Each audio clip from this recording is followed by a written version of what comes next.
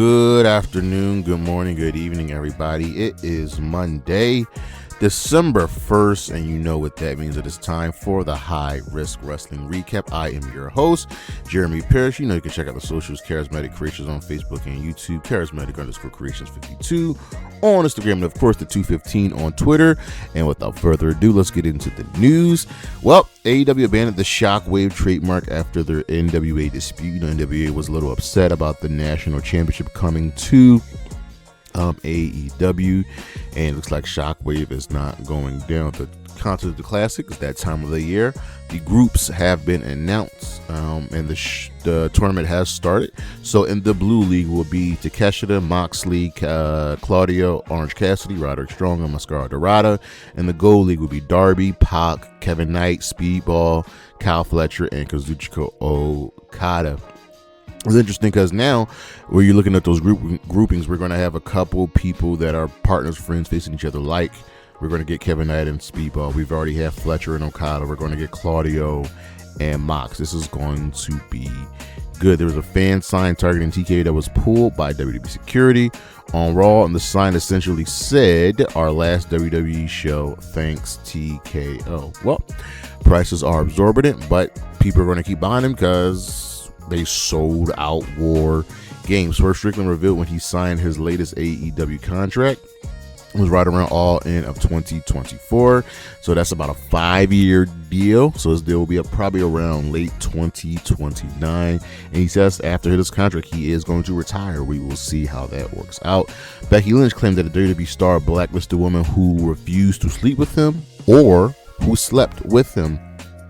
We don't know. This was early in the game for her. We don't know who it is. It's pure speculation on who it could be, but it doesn't surprise me that people, men are assholes like that. AEW has signed a new star. She is officially All Elite. There'll be none other than Lacey Lane, the former Katana Carter. She's had some appearances in Ring of Honor. Faced Mina Shirakawa, has faced Mercedes Moné. So good for her. I'm hoping she can do big things in AEW and Ring of Honor. Lacey Evans has, took some shots at Becky Lynch after Becky Lynch came out about their feud. Essentially, after Becky became Becky, 2 belts winning at WrestleMania, her very next feud was with Lacey Evans, and she didn't like that. She was like, okay, Lacey is good, but this is not a way for me to come out of that. Lacey did not take too kindly to that. She said, "Don't hate the player, hate the game. The only person who cried more than you was the baby I had on my hip while taking all the opportunities. If and when I come back, you will still do nothing but gently shake my hand and say how cute my little family is backstage." There is Mrs. All Lives Matter doing her thing. Andrade says WWE might let him go a year early from his non-compete clause. Non-competes are such an absolute joke. They do not stand up in court. 2026 AEW Revolution. The date and location has been announced. It will be going back to the Kia Forum with the Crypto.com Arena in Los Angeles, Sunday, March 15th. And I think AEW doesn't run pay-per-views between World's End and Revolution, so there's a large gap between them because Revolution is usually the first of the year. So yeah, Revolution's in March and it's going down a little bit later than usual. So January and February, no events. It's tough. That's tough. On the injury side of things, Penta had an injury scare. That's why his match was stopped early on Raw, but he is said to be doing fine. Ridge Holland has undergone successful neck surgery after his WWE exit. Surgery went well. He says his C5 to C2 had an artificial disc replacement. Roosh and Driscoll have both been pulled from Final Battle. Roosh is supposed to be facing Bandito for the World Championship, and Driscoll is supposed to be teaming up with his LFI teammates Sammy Guevara for defending the tag team titles, but they are both hurt. It looks like they're going to be out for a good minute. So LFI is now down to Sammy Guevara, I believe, Beast Mortos, and the Ring of Honor World Championship will be defended in a fatal four-way. Will be not fatal four-way, six-way dance. Will be Bandito, Sammy, Hachisato, Commander, Mortos, and Blake. Christian the Jacob at 5'2" is also nearing his return, coming back from dental surgery. It's going good to have the Samoan werewolf back, but that is the news, and we should be right back with the week in review.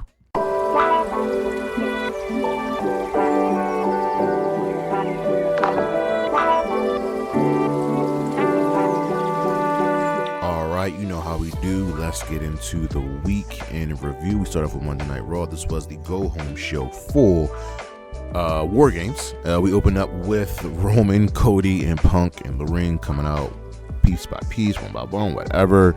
Roman and Cody interrupt Punk, and it's just kind of a dick swinging contest. Roman's like, look, whatever.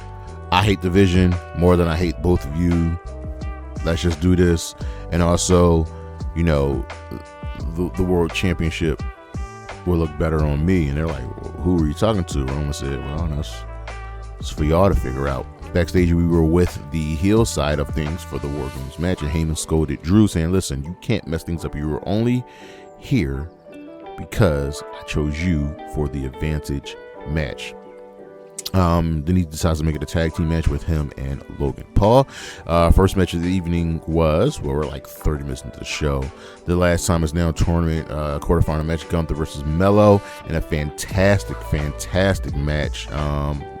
Melo started out really quick. Hit a nice series of moves, but Gunther was able to power out. Nice back and forth. This guy, plenty of time, went 17 minutes, but Gunther ultimately won after regaining control. Hit his lariat, followed by the powerbomb, followed by the sleeper, and then one more powerbomb. Backstage, Punk and Cody and Roman were chatting, still bickering, and Usos are like, listen, y'all need to chill. Here's what's gonna happen. We gonna do this. We gonna do the damn thing, because we the Usos, we the greatest tag team. We work together. Second match was Rey Mysterio taking on JD McDonough. JD was really aggressive from the rip. These two kind of have some good chemistry together. Ultimately, Rey won the match. We were backstage with Adam Pearce. Raquel Rodriguez had a really good argument. She's like, yo, I was promised a title shot, but Nikki Bella has done nothing but lose, and she gets a title match. And Pierce said, listen, you know what? You're right. I'll get you. You'll get a title match. The New Day and Waller Interrupted, they get a tag team title match. And then Waller put a wig on Pierce. Brock Lesnar was shown arriving. Then we had a War Games promo with all of the heel women, whatever, just talking. AJ came out, cut a therapy reference promo. The woman brought babyfaces cleared the ring. Third match of the evening was another last timers now tournament match, Penta versus Solo. This match ended early due to ref stoppage because it looked like Penta got hurt, so Solo advances. Backstage, we were with Maxine Dupree and the rest of the women's division. And Pierce tells Maxine she's the most requested opponent because everybody sees her as an easy win, but she is the champion. Ivy now is the first to confront her former friend Roxanne and Raquel Evolve, and they also want a piece of Maxine Dupree. This is how you build up someone. The War Games advantage match was the Usos versus Logan Paul and Drew McIntyre. Ultimately, Logan and Drew won in a solid tag team affair. After the match, everyone ended up brawling. Brock Lesnar comes out, slips, falls, gets back up, laughs it off. Him and Roman fight, and that's how we end the show. Yeah, what's ever on Dynamite, we have this is the Full Gear Fallout show, and also the start of the Continental Classic. So after the rundown, we start off with our first Continental Classic match. It is the Gold League, Kyle Fletcher versus Kazuchika Okada, and Okada has only been pinned like 3 times in AEW since joining, and one of those losses was to Kyle Fletcher. So these two start off. Also, ladies and gentlemen, as the tournament is going on, Okada is still the Continental Champion. He just cannot carry the belt to the ring. If he does not make the finals, he is no longer the champion. So he has to get out of the round robin rounds, then make it to the finals and win to stay champion. But back to Fletcher and Okada. This was a really, really good, solid match from two members of the Don Callis family. There was a little bit of miscommunication with the ref as they both tried to cheat. And there's really no cheating. Ultimately, Fletcher got the W rolling up Okada. He might have Okada's number. They shook hands after the match, and Don Callis raises both of their hands.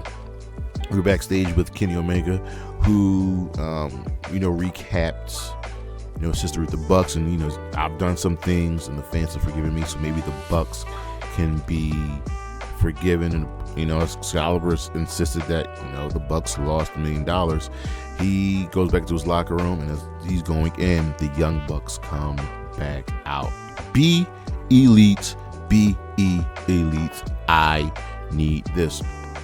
We had a backstage title featurette of Mark Briscoe's after his win at Full Gear, and he was emotional, and he talked about losing his brother and nearly quitting wrestling, but his family at home, he did this for them.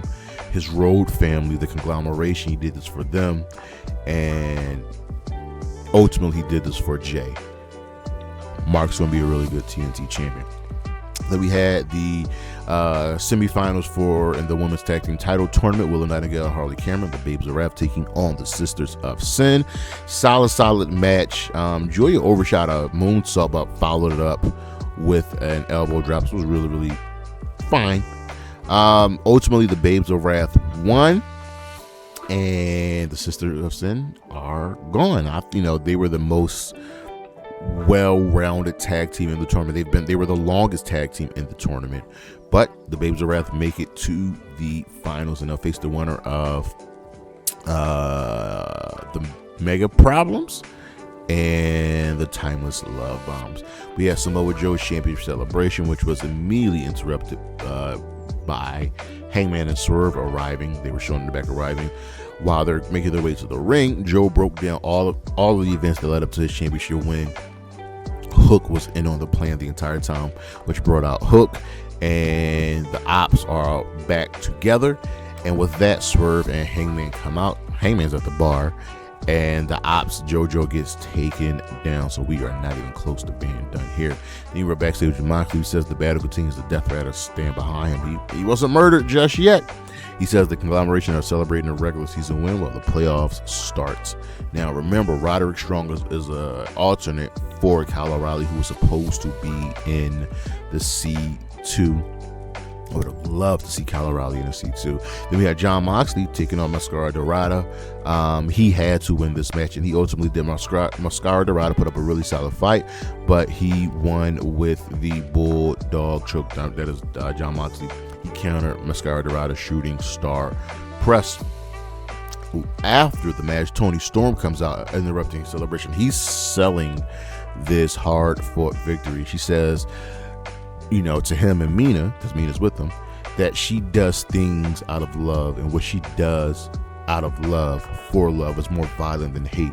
Brings out her partner, and Mina Shirakawa announces the stipulation for the tag team match against the Mega Problems, and it will be, ladies and gentlemen, a hardcore holiday death match. There you go. No tags, no DQs. We are locked in. We were backstage with Chris Statlander. She's leaning back a little bit into the alien gimmick, which is, I'm cool with it. It makes her just that much more interesting, but she is looking forward to the future. Who's going to join her? We had another Gold League match in the Continental Classic as Darby Allin took on Kevin Knight. Darby's hurt. Darby is beaten. Kevin Knight got the surprise W with the UFO splash. This was a upset victory if there ever was, when Darby shook his hand after the match. We got an FTR video package, celebrated them as the greatest tag team today. Then we had Eddie Kingston promo.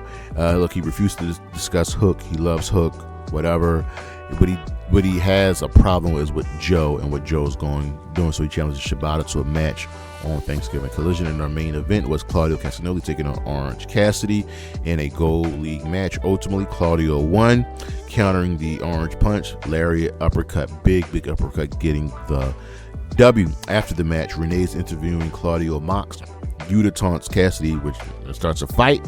Roddy comes out, Cassidy comes out, Fletcher comes out, Kevin Knight comes out, Dorada comes out. So everybody in that league comes out. Speedball comes out. He's in the opposite. Look, we out here. Dorada hits a huge flip, taking everybody out while Cassidy's fighting Yuta, and Okada is looking on from the stage. Over on Collision, this was a Thanksgiving Collision, so it came on Thursday instead of Saturday. This was the Full Gear Fallout show, and of course, the C2 opening contest was Pac versus Speedball, a Gold League match. Really fast matchup with two dudes that can just go, and a good contrast of styles while also being able to go to new heights. Ultimately, Pac won, locking in the Brutalizer.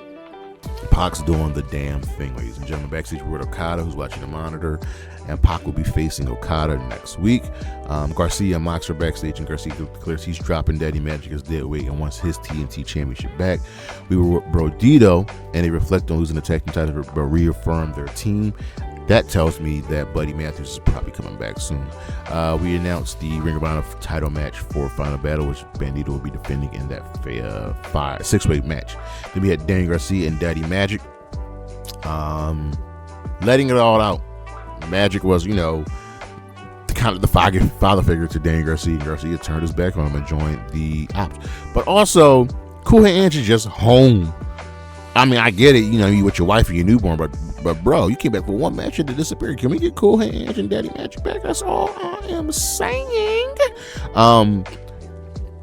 Menard was bleeding very early during this match, but he put up a really solid fight. Garcia was whooping him from pillar to post, but Menard would not go there. Ultimately, well, Garcia won with the bulldog choke with Matt Menard passing out.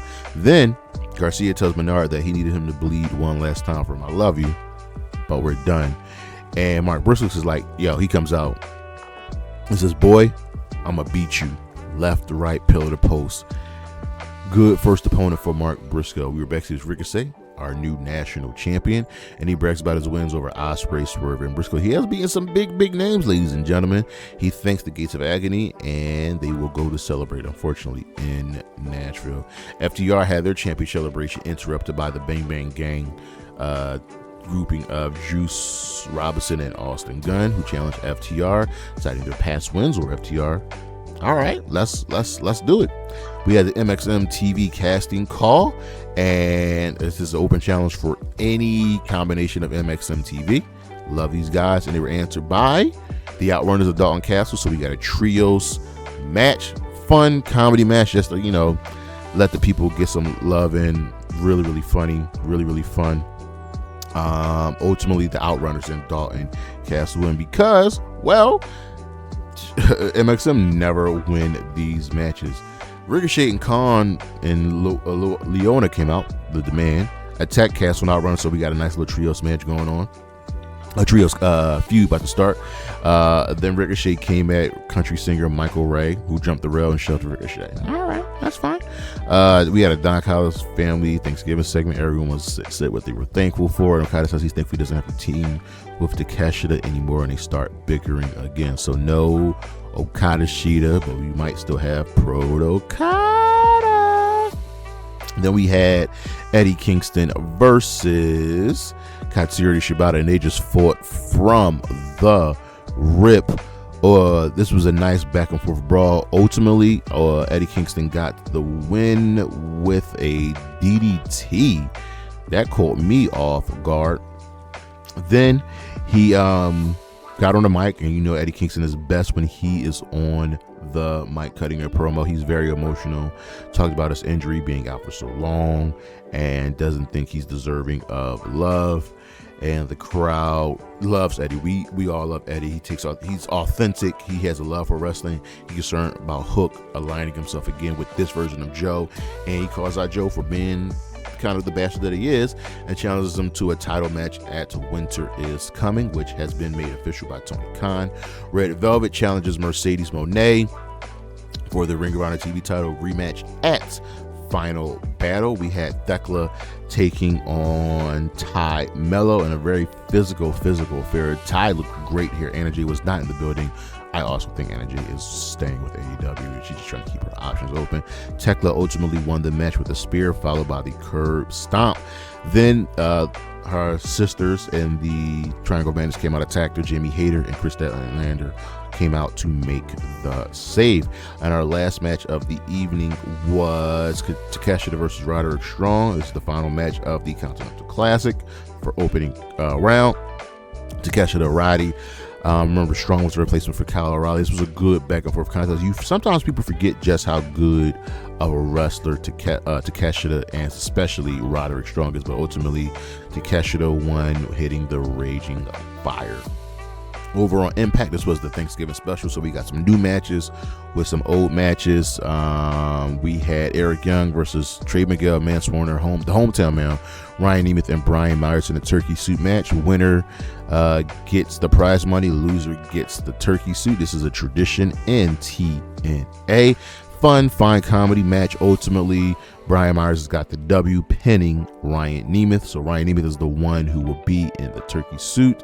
The babyfaces all put him in the suit. Humiliation follows. This is not the last we've seen of Ryan Nemeth. Then we got an Elegance brand segment. They are still searching for Mr. Elegance. I like that Ash is still here, even though she had to relinquish the championship. Hopefully all things work out for her. The requirements for Mr. Elegance are to be attractive, tough, talented, and they are accepting resumes. We had a flashback match from Minneapolis back in September of this year with Leon Slater and Mike Santana taking on Ali and Trick Williams. Ultimately, Slater and Santana won by DQ. This ended in the order for a beatdown. And again, Slater and Santana were, really getting the push for it towards Bound for Glory. Backstage, Ryan Nemeth was angry by the turkey suit and declares he wants to fight Christmas, so he ends up fighting Krampus. I don't know who was in the Krampus mask, but Ryan Nemeth takes the L again, rolled up from the trunks. Now, I would have liked Krampus to drop him with like a choke slam or something, but we'll take the rules. We had another flashback. This was Joe Hendry and Jeff Hardy in concert performing Hendry's theme. Hardy joins in. The Nemeth interrupt to sing a parody of Escape in the tune of the Pina Colada song. Joe and Jeff clear the ring. We were backstage with Santino Marella, who was fed up with Ryan Nemeth's antics, so he booked him in another match. And this was Ryan Nemeth, Jake Something in First Class taking on the System and Leon Slater. Ultimately, the System and Leon Slater won. Slater pins Ryan Nemeth, so that's 3 L's Ryan Nemeth took today on that show. Over on SmackDown, this was the Survivor Series Go Home show. Our opening contest was a last time was now tournament match, Jey Uso versus Rusev.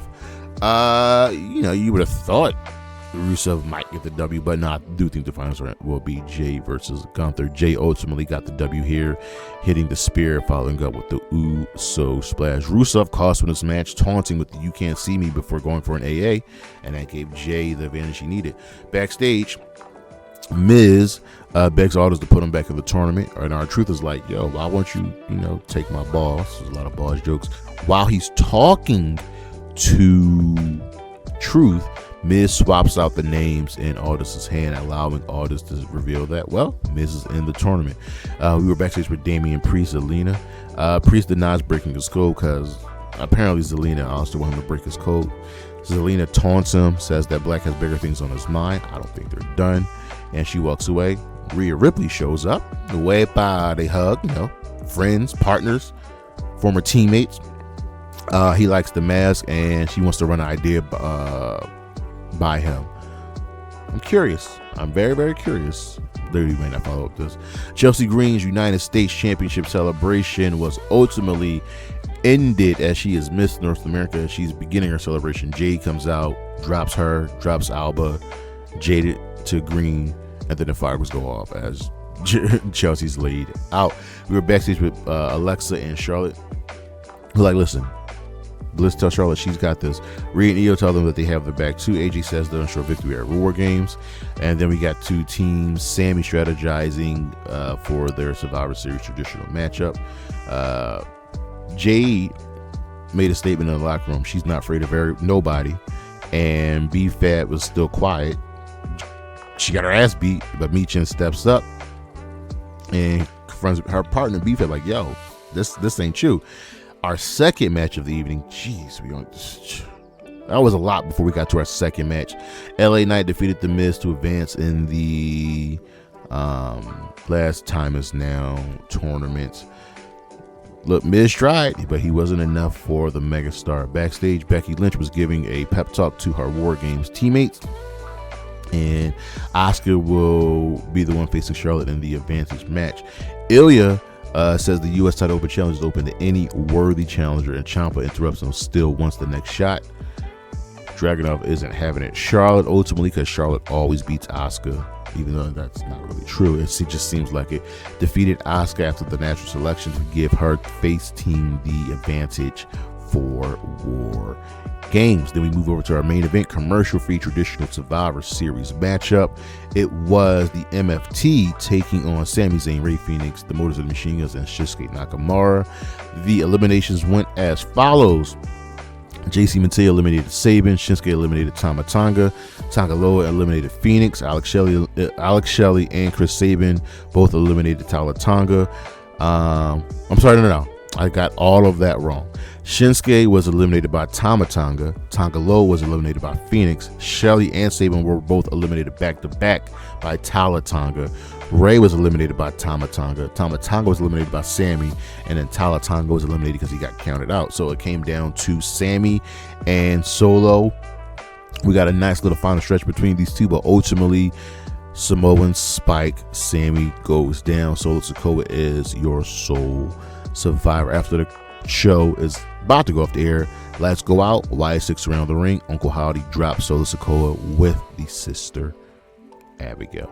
It's a fine show. It's whatever. Our matches of the week, not many. From Raw, Gunther versus Carmelo Hayes in the Last Time Is Now quarterfinal match. From Dynamite, of course, Continental Classic, Kyle Fletcher and Kazuchika Okada. Also from Dynamite, Kevin Knight, Darby Allin in a fantastic affair. And from Collision, Pac versus Speedball in their Continental Classic match. Just listen, you're going to get great matches out of the Continental Classic. We already have had 3, ladies and gentlemen. Our stars of the week, got to give it to Ying Lee for becoming your new Impact TNA Knockouts champion, Liv Morgan for making her long-awaited return, and Dominic Mysterio for defeating John Cena to become your 2-time Intercontinental champion. But that is our show, ladies and gentlemen. Thank you for listening. Thank you for watching. Check out the socials, Charismatic Creations on Facebook and YouTube, Charismatic_Creations52 on Instagram, and of course the 215 on Twitter. You saw what we had on screen coming up. I'll see you when I see you. Peace.